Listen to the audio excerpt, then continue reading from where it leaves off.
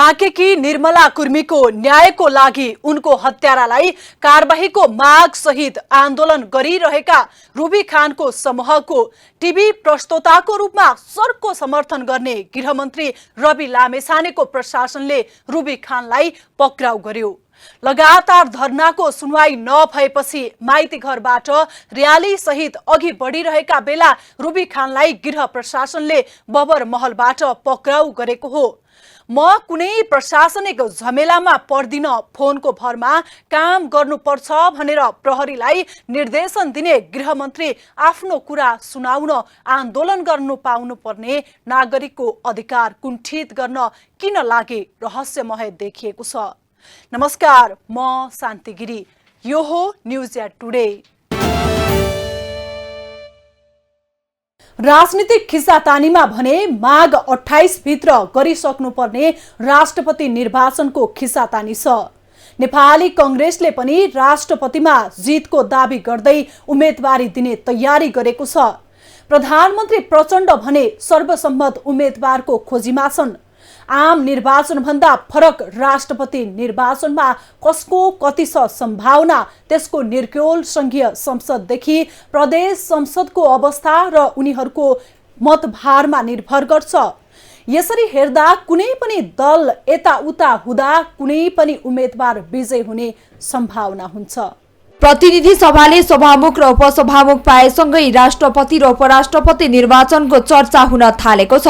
संविधानमा गरिएको व्यवस्था अनुसार यही माघ मसान्तभित्र निर्वाचन हुनेछ। अब हुने राष्ट्रपतिको निर्वाचनमा संघीय संसदका सांसद र प्रदेश सांसदहरूले मतदान गर्नेछन्। केन्द्र र प्रदेश सांसदले दिएको मत भने बराबर हुने छैन। प्रदेश सांसद भन्दा संघीय सांसदको मतभार बढी हुनेछ। संविधानको धारा 63 ले राष्ट्रपतिको पदावधि 5 वर्ष तोकेको छ, तर राष्ट्रपति तथा उपराष्ट्रपति निर्वाचन सम्बन्धी ऐन 2074 ले पदावधि सकिनुभन्दा 1 महिना अघि नै निर्वाचन गर्नुपर्ने व्यवस्था गरेको छ। उक्त व्यवस्था अनुसार निर्वाचन आयोगले माघ 29 भित्र नयाँ राष्ट्रपतिको चुनाव गर्नुपर्ने हुन्छ। राष्ट्रपति निर्वाचनमा संघीय संसदका 334 सदस्य र प्रदेश सभाका 550 सदस्य मतदाता हुनेछन्। 2074 को संघीय संसद र प्रदेश सभा सदस्यको भन्दा यसपटक मतभार बढी हुनेछ। यसपटक संघीय सांसदको 8 र प्रदेश सांसदको 5 मतभार हुनेछ। अब हुने निर्वाचनमा प्रतिनिधि सभा सदस्यको मतभार 87 र प्रदेश सांसदको मतभार 53 हुनेछ। यसअघि 2074 मा संघीय सांसदको मतभार 89 र प्रदेश सभा सांसदको मतभार 48 थियो। कुन संसदबाट राष्ट्रपतिलाई कति मत? राष्ट्रपतिले पाउने कुल मत 58,208, संघीय सांसदका 1 जनाको मत 87, संघीय सांसदबाट राष्ट्रपतिले पाउने मत 29,058, प्रदेश सभाका 1 जनाको मत 53, प्रदेश संसदबाट राष्ट्रपतिले पाउने मत 29,150। 2078 सालको जनगणना अनुसार नेपालको कुल जनसंख्यालाई सांसदहरूको संख्याले भाग गरेर यो मतधार निकालिएको हो। संघीय संसदका सदस्य संख्याले नेपालको जनसंख्या भाग गर्दा आउने भागफल संघीय सांसदको मतभार हुनेछ। त्यस्तै प्रदेश सदस्य संख्याले कुल जनसंख्यालाई भाग गर्दा आउने भागफल प्रदेश संसदको मतभार हुनेछ। नेपालको जनगणना 2078 अनुसार नेपालको जनसंख्या 2,91,92,480 रहेको छ। यो जनसंख्याको आधारमा संघीय संसद र प्रदेश संसदका सदस्यको मतभार निकालिएको हो। जस्तो कि संघीय सांसदको हिसाब गर्दा 87,000 सांसद बराबर 1 जना पर्न आउँछ। यही आधारमा एक सांसदको मतलाई 87 पदभार मानिएको हो। प्रति सांसद 87 मतले हिसाब गर्दा राष्ट्रलाई खस्ने 58,208 मत हुन्छ। यसै गरी प्रदेश सभाको 1 जना सांसद बराबर 53,000 जनसंख्या पर्न आउँछ। यसैको आधारमा प्रति प्रदेश सभा सांसदको मतभार 53 भएको हो। कुल दरको मतभार कति? सत्ता गठबन्धन जता भयो उतै बहुमत पुग्ने हुँदा राष्ट्रपति र उपराष्ट्रपति सत्ता पक्षले जित्ने सम्भावना बलियो हुन्छ। अहिले संघीय संसदको अंकगणित हेर्दा एमाले माओवादी गठबन्धन नै भारी मतले अगाडि रहेका छन्। सत्ता गठबन्धनमा एमाले, माओवादी, रासपा, राप्रपा, जसपा, जनमत पार्टी र नागरिक उन्मुक्ति पार्टी सहित 3 स्वतन्त्र सांसद रहेका छन्। 7वटै प्रदेशमा पनि सत्ता गठबन्धनको बहुमत रहेको छ। पुस 10 मा प्रचण्डलाई प्रधानमन्त्रीमा नियुक्त गर्न दलहरूले राष्ट्रपति कार्यालयमा बुझाएको हस्ताक्षर हेर्दा प्रतिनिधि सभामा सत्ता गठबन्धनको सीट संख्या 169 रहेको छ, जसमा एमालेको 179, माओवादी केन्द्रको 32, रासोपाको 20, राप्रपाको 14, जसोपाको 12, जनमत पार्टीको 6 र नागरिक उन्मुक्ति पार्टीको 3 र 3 जना स्वतन्त्र गरी जम्मा 169 जना सांसदले प्रचण्ड सरकारलाई समर्थन गरेका थिए। प्रतिनिधि सभाका सत्ता पक्षका सबै सांसदले राष्ट्रपतिको उम्मेद्वारलाई मतदान गरेमा 169 सीट संख्यालाई 87 ले गुणा गर्दा 14,703 मतभार हुनेछ। यसैगरी राष्ट्रिय सभामा एमालेको 15, माओवादीको 15, जसपाको 3 र मनोनित 3 जना गरी जम्मा 36 सदस्य सत्ता पक्षमा छन्। यिनको कुल मतभार 2844 हुनेछ। प्रतिनिधि सभा र राष्ट्रिय सभाको गरी सत्ता पक्षको कुल मतभार 16,195 हुन्छ। यसैगरी 7 प्रदेशमा प्रत्यक्ष र समानुपातिक गरी सत्ता पक्षमा 320 सदस्य रहेका छन्, जसमा एमालेको 161, माओवादीको 83, राप्रपाको 28, जसपाको 20, जपाको 16 सदस्य छन्। प्रदेश सभाको मतभार 53 हुनेछ।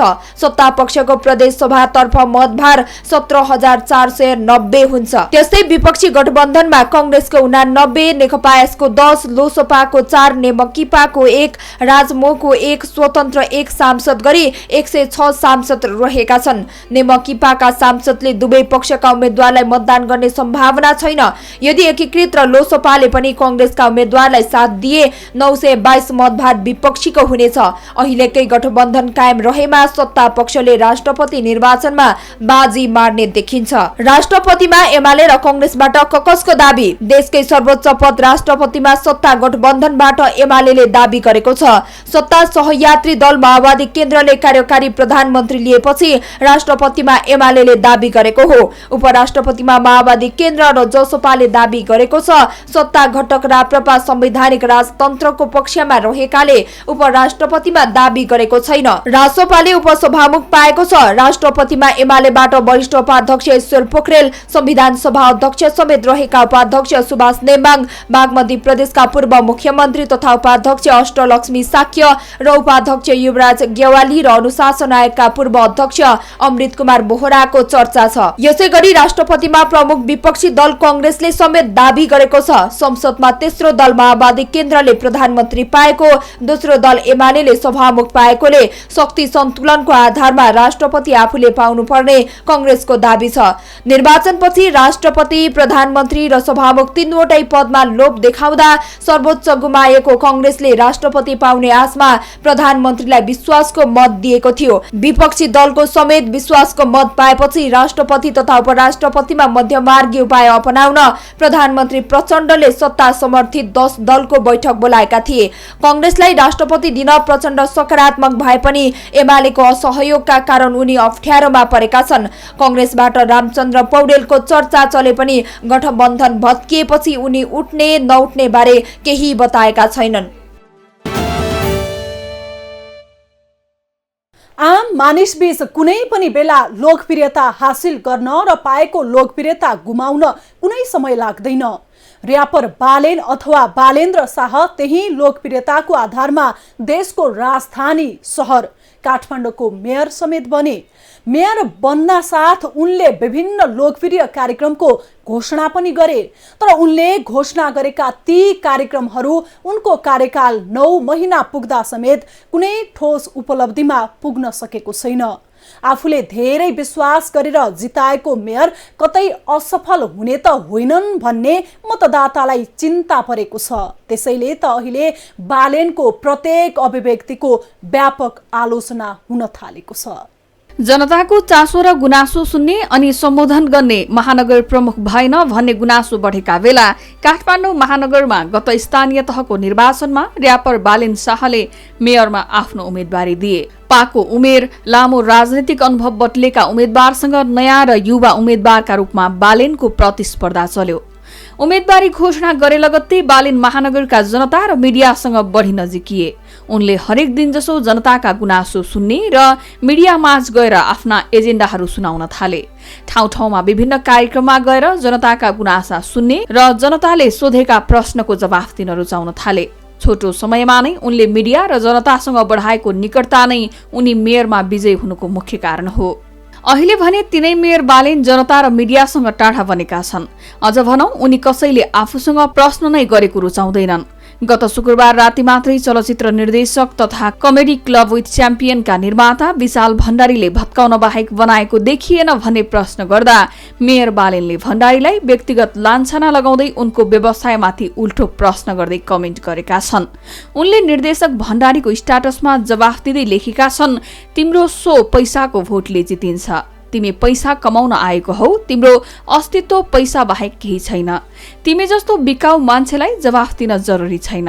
पहिलो प्रश्नको अपेक्षित जवाफ नपाएपछि दोस्रो स्ट्याटसमा भण्डारीले मेयर बालेनलाई श्री 8 को संज्ञा दिँदै दोहोर्याए, मैले प्रश्न सोधेको हो, भत्काउनु बाहेक के बनाउनु भयो। दोस्रो प्रश्नमा मेयर शाहले थप आक्रामक हुँदै निर्देशक भण्डारीलाई भाइ सम्बोधन गर्दै मदिरा पिएर स्ट्याटस लेखेको आरोप लगाएका छन्। साथै काम गरिरहेको मान्छेलाई प्रश्न गरेर दुःख दिएको उनले बताएका छन्। केही समय अघि धरान उपमहानगरपालिकाका मेयर हर्क साम्पाङमाथि पनि शाह खनिएका थिए। यति मात्रै होइन, मेयर शाहले आफूमाथि प्रश्न गर्ने जो कसैलाई पनि सामाजिक सञ्जालबाट यस्तै शैलीमा जवाफ फर्काउने गरेका छन्। सामाजिक सञ्जालमा सक्रिय देखिएका उनै मेयर शाह कामकाजका क्रममा कार्यालयमै भेट्न आएकाहरूलाई भने भेट्न र जवाफ दिन आवश्यक ठान्दैनन्। केही समय अघि उचित विकल्प नदिई फुटपाथ व्यापार अभियानले विगतमा यौन व्यवसाय छाडेकाहरू समेत प्रभावित भएको भनेर माइती नेपालकी संस्थापक अनुराधा कोइरालाले उनलाई भेट्न खोजेकी थिइन्, तर उनले समय पाइनन्। यो कुरा उनले सार्वजनिक रूपमै गुनासो गरेकी थिइन्। पुरानोको विकल्प दिने र केही गर्ने हुटहुटी देखाएर 30 वैशाखको स्थानीय तहको चुनावबाट मेयरमा चुनिएका बालेनले सर्वसाधारणसँग मात्रै होइन, संघीय सरकार र जनप्रतिनिधिसँग पनि छलफल गर्न रुचि नदेखाएको गुनासो सुनिन्छ। यसअघि सिसडोल र वन्चरे डाँडामा फोहोर राम्रोसँग व्यवस्थापन नभएको गुनासो गर्न काठमाडौँ आएका स्थानीयहरूको पटक पटक मेयरसँग संवाद गर्ने योजना सफल भएको छैन। महानगरका अनेकन समस्याबारे विशेषज्ञ स्थानीयवासी पीडितदेखि सरकारवाला पक्षहरूबीच छलफल गरेर निकास निकाल्नुको साटो बालेन कसैलाई नभेट्ने, कसैलाई नसुन्ने निर्णयमा अडिग बनेका देखिन्छन्। मेयरसँग भेट्न पुग्दा समय नपाएका सामाजिक अभियन्तादेखि सम्पदा संरक्षण अभियन्ताहरूको संख्या ठूलो छ। मेयर बालेनले निर्वाचन अघि र पछि फरक व्यवहार देखाएको भन्दै महानगरवासी अधिकांश अहिले बालेनको प्रवृत्ति र काम गराइ देखेर निराश बनेका देखिन्छन्। 21 मङ्सिरमा येल्लो प्यागोडा होटलमा महानगर दिवसबारे जानकारी दिन पत्रकार सम्मेलनको आयोजना भयो। निर्वाचित भएको 7 महिनासम्म बालेनसँग सार्वजनिक महत्वका विषयमा प्रश्नोत्तर गर्न नपाएका सञ्चारकर्मी बालेनसँग केही प्रश्न लिएर त्यहाँ पुगेका थिए। तर त्यस दिन पनि बालेन आफू नबोलेर प्रवक्ता नवीन मानन्दरले कार्यक्रमबारे जानकारी दिए। सञ्चारकर्मीले सोधेको प्रश्नलाई बालेनले सुने नसुने झै गरेर टारिदिए। आर्थिक वर्ष 2079-80 को लागि महानगरपालिकाको नीति कार्यक्रममा हरेक महिनाको पहिलो आइतबार जनतासँग मेयर कार्यक्रम मार्फत प्रत्यक्ष संवाद कार्यक्रम गर्ने उल्लेख छ, तर महानगरपालिकाले अहिलेसम्म उक्त कार्यक्रम गर्न चाहेको छैन। चुनावताका गरेका मिठा बाचा प्रतिबद्धता बिर्सनुका साथै जनताका सामु बाँडेका आश्वासन पनि अहिले उनले बिर्से जस्तो गरेका छन्। सुरु गरेका अधिकांश काम उनले बीचमै अलपत्र छोड्नुले पनि महानगरवासी निराश बनेको देखिन्छन्। विगतमा बालेनलाई जिताउँदा नमुना महानगर बन्छ भनेर हर्षित देखिएका महानगरवासीका आँखामा अहिले उनको काम गराइप्रति आशंका बढी देखिन्छ। बालेनले सुरु गरेको नक्सा विपरीत प्रयोग भएको भूमिगत पार्किङ स्थलका व्यापार व्यवसायीहरू हटाएर सवारी पार्किङ गराउने योजना अधुरो छ। राणाकालमै भूमिगत गरेको टुकुचा खोतल्ने र त्यसमाथि निजी जमिन खाली गर्ने भनेर थालिएको डोजर अभियानलाई अदालत र पुरातत्व विभागले रोकिदिएको छ।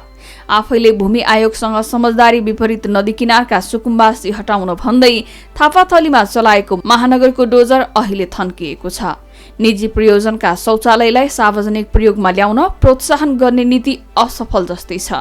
महानगरले सडकका खाल्डाखुल्डी पुन्ने भन्दै चलाएको पूर्वाधार एम्बुलेन्सले बजेट अभावका कारण चुस्त ढंगले काम गरिरहेको छैन। ठेकेदार मार्फत नै परम्परागत ढंगले खाल्डा पुन्ने काम हुँदैछ। सम्भावित परिणाम समेत आकलन नगरी काम गर्दा सही नियतले चालिएका कदम पनि निष्प्रभावी हुँदै गएका छन्। अझ कतिपय योजनाहरू त संघीय सरकारसँग छलफल नगरिएका कारण स्टन्ट साबित हुने अवस्थामा पुगेका छन्। बुद्धिजीवी तथा राजनीतिक विश्लेषकहरू जनप्रतिनिधि जति जनता र उनीहरूको सवालसँग नजिक भएर काम गर्छन् उति सफल हुने गरेको बताउँछन्। जनता र जनताका प्रश्नबाट पन्छिने जनप्रतिनिधिले जनअपेक्षा अनुसार काम गर्न नसक्ने र अन्तिममा उनीहरू असफल हुने बुद्धिजीवीहरू बताउँछन्। सार्वजनिक सुनवाई गरेर जनताको कुरा सुन्नु नैतिकताको विषय हो। जनताबाट निर्वाचित भएपछि जुनसुकै पदमा भएका व्यक्तिहरू जनताप्रति उत्तरदायी हुनैपर्छ। तर चुनाव जित्नु अघि जनतासँग नजिक हुने, चुनाव जितेपछि जनतासँग दूरी बढाउने बालेनको प्रवृत्ति पनि विगतका नेताहरू जस्तै भएको भन्दै काठमाडौँ महानगरवासी कतै स्थानीय निकायमा गलत प्रतिनिधि त चुनेर पठाइएन भनेर बहस गर्न थालेका छन्। त्यस्तै लोकप्रियताको सिडी चढेर उच्च पदमा पुग्न सफल भएका हुन् टिभी प्रस्तोता रवि लामिछाने। उनी त बालेन भन्दा निकै अघि बढेर देशको उप प्रधानमन्त्री नै बने, त्यो पनि शक्तिशाली मन्त्रालय गृहसहित। तर नागरिकता प्रकरणमा गृह मन्त्रालय अन्तर्गतकै प्रहरी प्रशासनको छानबिनमा रहेका रवि आफै गृहमन्त्री बनेपछि उनको आलोचना सुरु भयो। त्यसपछि पनि अन्य काममा पनि आलोचना खेप्नु परेका रवि लामिछानेको नागरिकता प्रकरणमा अबको 2 दिनपछि अदालतमा सुनवाई हुँदैछ। के होला त रविको नागरिकता प्रकरणमा अदालतको फैसला? कस्ता कस्ता छन् सम्भावना? सबैको चासो त्यसैमा छ। राष्ट्रिय स्वतन्त्र पार्टीका सभापति तथा सरकारका गृहमन्त्री रवि लामिछाने नागरिकता सम्बन्धी मुद्दा खेपिरहेका छन्। लामिछानेले मङ्सिर 4 को प्रतिनिधि सभा निर्वाचनका लागि चितवन 2 बाट उम्मेदवारी दिएपछि उनको नागरिकताको विवाद सुरु भएको हो। कायम नरहेको नागरिकता निर्वाचन आयोगमा बुझाएकाले चुनावी प्रक्रियामा भाग लिने योग्यता उनले गुमाइसकेको जिकिर सहित निर्वाचन अघि आयोगमा उजुरी र पछि सर्वोच्च अदालतमा रिट परेका थिए। देशको संविधान र निर्वाचन सम्बन्धी सबै कानूनले चुनावमा प्रतिस्पर्धा गर्न नेपाली नागरिक हुनै पर्ने व्यवस्था गरेको छ। यसमा लामिछाने र उनका कानून व्यवसायी पनि सहमत छन्, तर उनको नागरिकता वैध छ भन्ने उनीहरूको दाबी छ। रिट निवेदकहरू भने नागरिकता कायम नरहेको जिकिर गर्छन्।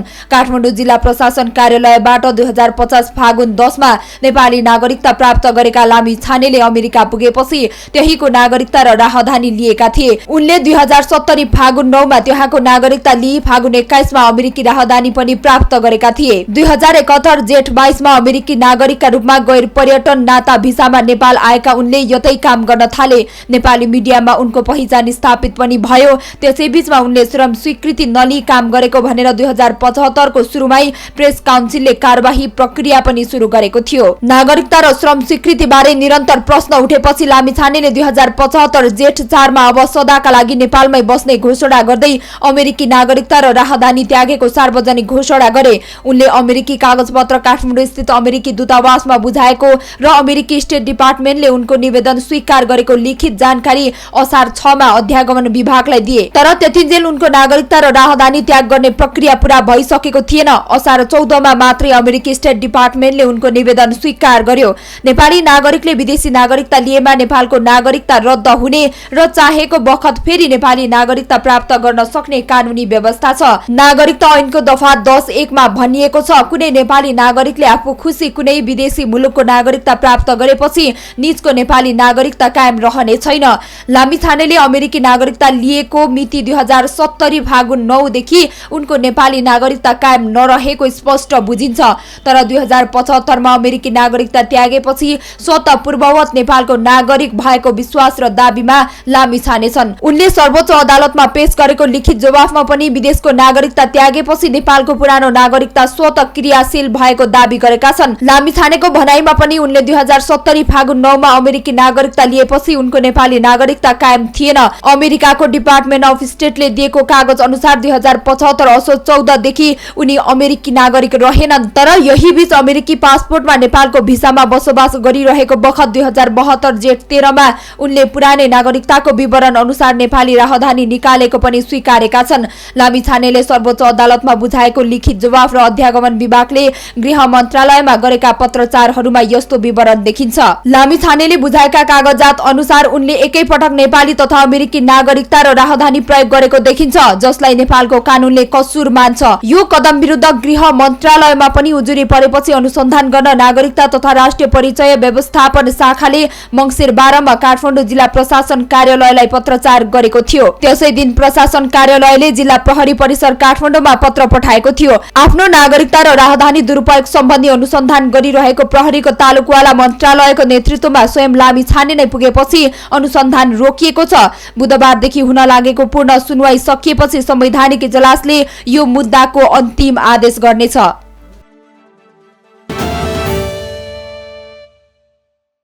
क्रिकेट म्याच फिक्सिङ प्रकरणले नयाँ रूप लिएको छ। नेपालबाट अन्तर्राष्ट्रिय प्रतियोगितामा सहभागी भइसकेका खेलाडीहरूको पक्राउले खेल जगत नै तरङ्गित बनेको छ। हालसम्म 2 नेपाली खेलाडी पक्राउ गरिसकेको प्रहरीले थप 2 खेलाडीको खोजी भइरहेको जनाएको छ। को हुन् ती 2 खेलाडी भन्ने चासो बढ्दै गएको छ। त्यसमाथि क्यानले नै प्रतियोगिता आयोजनाको अभिभारा सुम्पेको भारतीय कम्पनी नै फिक्सिङमा सहभागी भएको खबरले नेपालमा क्रिकेट खेलको भविष्यमा नै प्रश्न उठेको छ। हस्त आजलाई न्यूज एट टुडे यति नै। हामी सबैलाई बिदा दिनुहोस्। नमस्कार।